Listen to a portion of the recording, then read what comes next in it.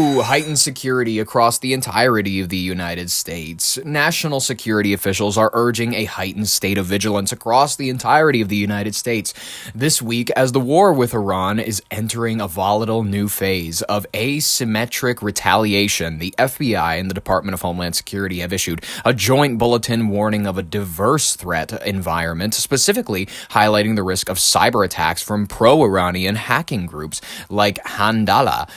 These actors have already claimed responsibility for a disruptive attack on the Michigan-based medical company Stryker, spelled Stryker, dumb name, signaling a shift toward targeting U.S. critical infrastructure, including power grids and water plants, to impose political pressure on the administration. Nerve-wracking. The physical threat to the homeland has also reached the West Coast, as we covered last episode, where the FBI has recently warned police departments of a potential unverified plot to launch drone strikes from vessels off the Californian coast. While Governor Gavin Newsom has stated that there is no, quote, imminent danger, the state's emergency operations centers are at their highest posture since the conflict began February 28th. This domestic unease is compounded by the bitter political standoff in Washington, where partial government shutdown has left TSA agents and other DHS personnel working without pay just as spring break travels are reaching its peak. Very fun. Let's look at this clip from our friends at ABC News, our good goys. For more on heightened security concerns across the nation, let's bring in Chief Investigative Correspondent Aaron Katersky and White House Correspondent Barry Bruce. And Aaron, what are you hearing in the wake of these two incidents? From the onset of the war in Iran, Michael, law enforcement officials have been expressing their concerns to us about violence here at home. And just think about what's happened in the last 2 weeks. A mass shooting targeted a bar in Austin, Texas. 2 teens were charged with bringing homemade bombs to New York City in what authorities here called an attempted ISIS-inspired attack. Then the shooting at Old Dominion University and the vehicle ramming at the Michigan synagogue.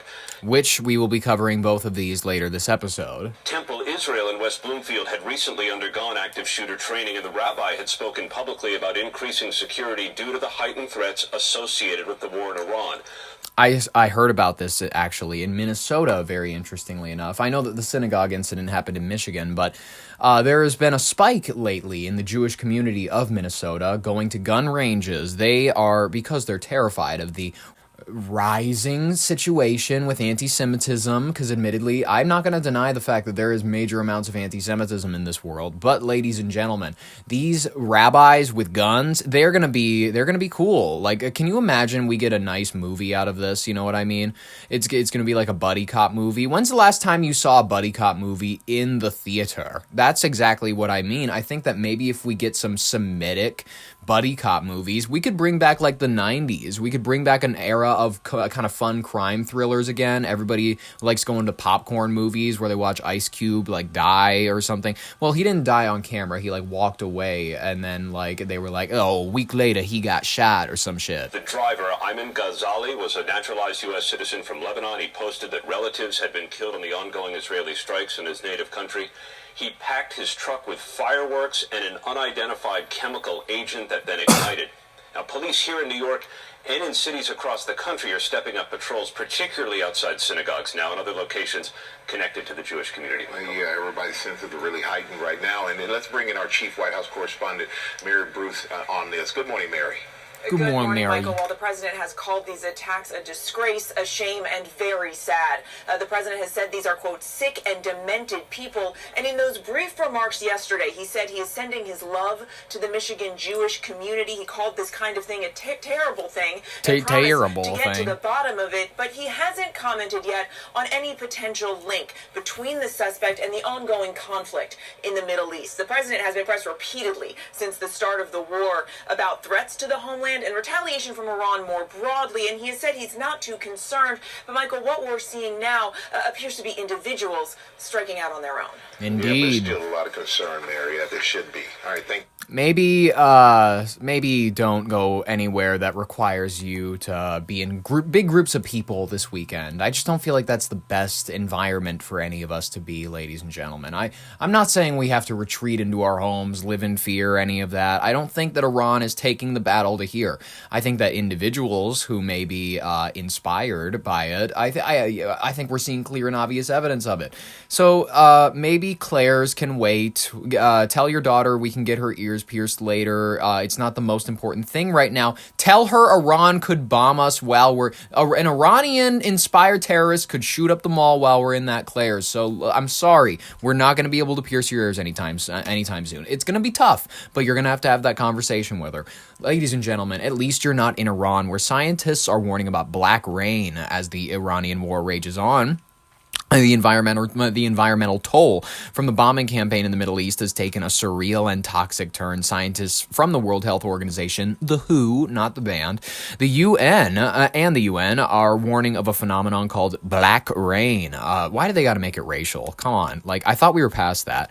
That's institutional racism, guys. Currently falling over Tehran and surrounding provinces. The dark, oily downpours are the result of U.S. and Israeli strikes on nearly 30 Iranian fuel deposits and refineries, as the massive plumes of soot and hydrocarbons mix with the moisture in the upper atmosphere. They fall back to Earth as highly acidic jet black water, and it coats buildings, cars, and even pets in carcinogenic film. Not fun. The humanitarian impact of this black rain is becoming a secondary crisis for the Iranian population. Health officials report that the rain is causing immediate respiratory distress, chemical skin burns, and severe eye irritation for those caught outdoors. There are also mounting fears that the toxic runoff is contaminating Iran's already strained water supply. I mean, do people really need water? Eat the dirt. They do that in Haiti. They figure shit out. Go with the seawater, with pollutants like benzene and formaldehyde leaching into reservoirs in the soil. As the new supreme leader, I'm not going to get his name for a while, you guys. You got to bear with me. Let's just call him Supreme Leader Mojtaba Khamenei. Yep, perfect. Calls for a total war of attrition. Experts warn that the ecological fallout of the conflict could linger for decades, long after the final missiles are fired. Let's hear a little bit more from this. CBS. The war with Iran has a hidden cost. The barrage of attacks. The barrage of attacks on oil refineries. He even knew he fucked up. Let's hear it again. It's a hidden cost. The barrage of attacks on oil refineries and infrastructure has a growing impact on the environment and human health. CBS News national environmental correspondent David Schechter joins us now from Dallas to talk more about this. Yeah, he looks like an environmental correspondent. He looks like that one guy from The Good Place with the white hair and the glasses. He was from Cheers, right? What? Ted, what? Oh my god. Ted Danson. Yes. Oh my god. He is chopped and unk, man. He's old. How old is this guy? Okay, age. Give me the age.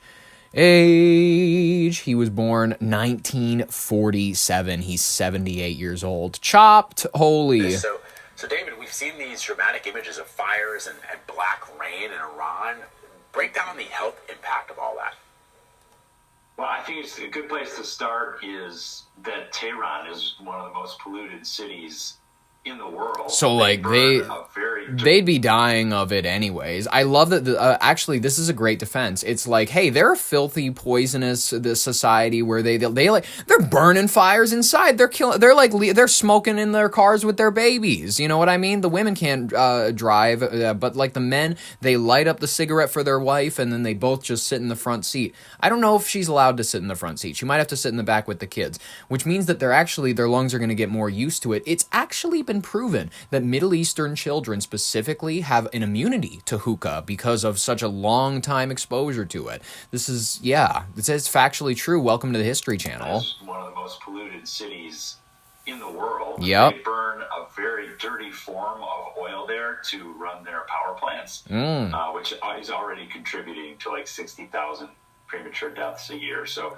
on top of that, now you have some of these oil depots that have been struck that are now on fire and releasing all kinds of toxins into the air locally. Well, that's not ideal. All kinds of health problems there. The World Health Organization warns that the kind of air that is coming into Tehran now locally is, can cause a lot of problems for children and for the elderly. Will this affect soccer? Now look at what we're calling this black rain, which is when all these pollutants that you're seeing are up in the atmosphere as the raindrops fall and they come through the pollutants attach to the raindrops. And so you have what looks like black rain, especially when it's then on the ground and running through the sewers, and that's now going into rivers and things like that. So the impact of the attacks on Iran are creating really an ecological disaster there locally. Environmentally, this is a huge problem. Huge problem. Military is already big polluters. What are some of the larger environmental implications of this war?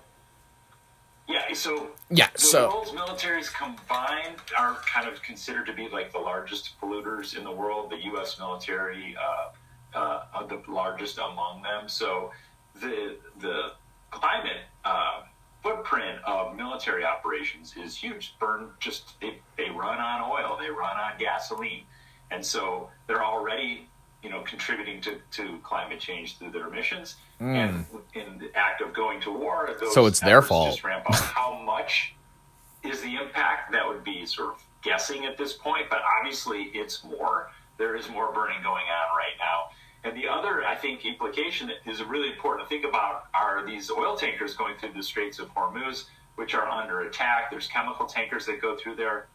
We do know that there was a tanker that was hit off the coast of Kuwait that was carrying oil. So not just air pollution, but the potential for pollution into the water when these tankers are hit and they're loaded to, create an oil spill, which is another ecological problem. What a dork. There is a lot happening, and through the fog of war, difficult to sort of summarize exactly what all that is. But we've seen in all other operations around the world, whenever this happens, that these problems are all there; they're all present. All right, David Schechter with some really crucial reporting there for us. David Schechter, thank you so very much, Mr. David Schechter. You filled us in, and you really helped us. Ladies and gentlemen, don't worry. If you're not an Iranian, you're not going to have to hide in your house today or this weekend or anytime soon, I don't think. It's actually, according to Fallout lore, it's China that starts the nuclear holocaust. So I think that is going to be the moment where we get nervous, ladies